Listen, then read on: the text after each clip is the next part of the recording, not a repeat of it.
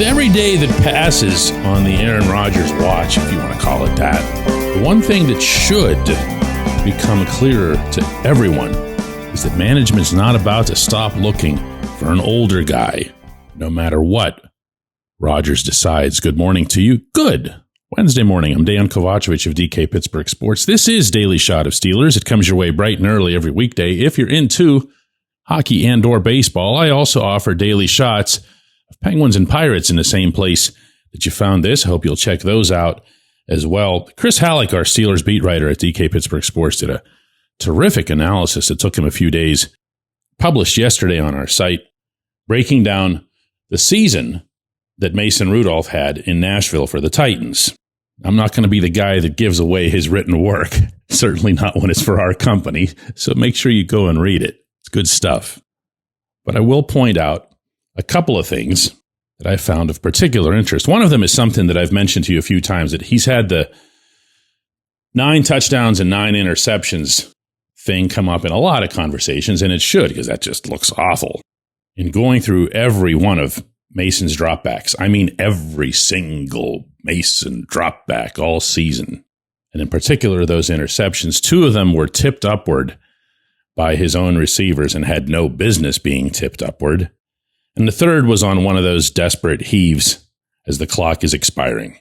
So 9 and 6 is still not great. And some of the 6 in and of themselves were not great. He'd get fixed on a target, do it a little too long, have somebody jump the route.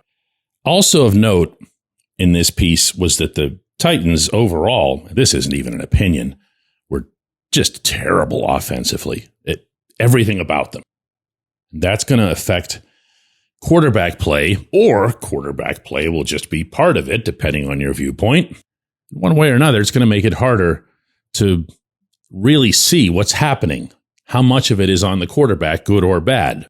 Almost requires grading on a curve. Like if you can watch Mason operate in that offense, go back to 2023, watch him operate for 4 games within that version of the Pittsburgh offense, and then try to project how he would do with DK Metcalf out there, or ideally a more mature line.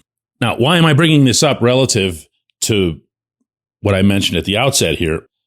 If the Steelers management people, Omar Khan, Mike Tomlin, chiefly, are of the mind that Mason can't handle an NFL offense over 17 games to their satisfaction, they'll be able to find that evidence. They'll be able to find that justification if that's what they want to find. They could also find the opposite. They could convince themselves that he could do this if only ... And from there, they convince themselves that they've got the ... and that Arthur Smith can more readily come up with the ... because Smith would see similarities between Mason and Ryan Tannehill in previous Smith offenses.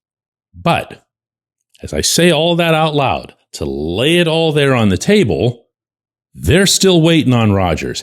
And if they don't hear what they very, very, very obviously want to hear, even if it's just the head coach who wants to hear it because he's got the loudest voice, then Atlanta's just one phone call away. And they can start talking about Kirk Cousins. Or they could look around to a lot of other teams. It's not an infinite pool, but there are others that have a second quarterback that maybe they'd be willing to part with under the right circumstance. But that's the feel that all of this is taking for me, as opposed to the one that I've been putting out here for a while now, where you would just have Mason be your starter and go and get yourself not 1, but 2 young guys to try to really start throwing things against the wall and seeing what sticks for the longer term. A process that really should have begun in earnest in 2018, and for sure in 2020, after Ben's elbow injury. But here they are. They're still conducting themselves as if this is the Super Bowl year. This is it.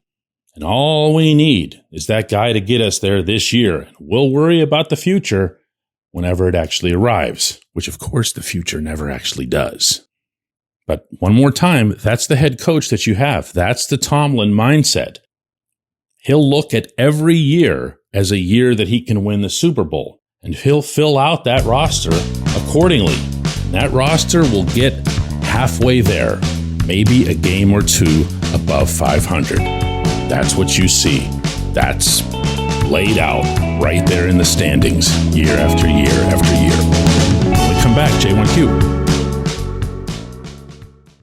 This segment of Daily Shot is brought to you by our good friends at Mike's Beer Bar. They're located on Federal Street, directly across from PNC Park. Mike has more than 500 beers on tap, including from more than 50 local breweries. Stop in and say hello. Tell Mike we sent you. Mike's Beer Bar.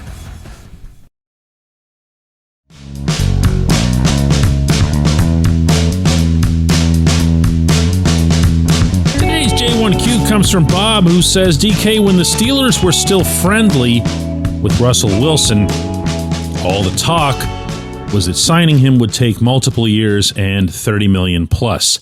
Now that Wilson has signed with the Giants for only $10 million in 1 year, I can't imagine Aaron Rodgers would be available for similar terms. I might have been more able to stomach 1 year of Russ at $10 million than a bigger deal for Rodgers.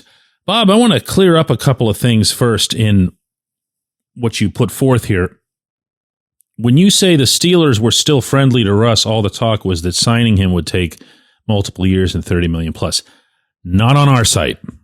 Not at DK Pittsburgh Sports. I reported exclusively close to 2 months ago that there had developed a significant disdain for Russ inside the walls on South Water Street. It wasn't universal, but it was overwhelming. There were people in there, important people in there, who didn't want anything to do with him after this past season. So to correct you, at no point in this process, the free agency thing, were the Steelers ever making offers to Russ or even engaging with his agents toward making offers to Russ. Never happened. As I also correctly reported at the time, what you were seeing, hearing, or reading from other outlets was being generated by Russ's agency. There is a history of that. It happened in Seattle, it happened in Denver, and he was trying to have it happen again in Pittsburgh. It didn't. The Steelers were not going to bring back Russ. And that's also why over the past 2 or 3 weeks, once the field of old guys had gotten a little bit smaller, you never heard Russ again. Why? Because those outlets that reported it incorrectly realized they reported it incorrectly. Now, another thing, this is just a factual thing, but, it's part of what we do here. You say that Russ is getting $10 million over 1 year. Yes and no. I want to be fair here. Russ has escalators in his contract that can pay him as much as $21 million, depending on how the season goes. Generally speaking, those tend to be attainable figures if you start. In other words, you go to the team and you say, if I'm your starter, what will you pay me? They say it's this amount. If not, what will you pay me? Well, then they say it's that amount. So the guaranteed figure, which is one that tends to get reported prominently, is 10, but again, he could actually make 21. Finally, as it relates to Rodgers, another thing that we've reported consistently is that this isn't going to be decided by money, and it's not going to be decided by term. And by every accounting, it's going to be a 1 year deal worth some non-bank breaking, cap smashing figure. Probably something right in that 20 range. But this just affords me yet another opportunity to state that that's not really my main objection to adding Rodgers. I'd rather see the Steelers focus, finally, their principal attention on the quarterback of the future, whoever that might happen to be. I appreciate the question. I appreciate everybody listening to Daily Shot of Steelers. We'll be back with another one of these tomorrow.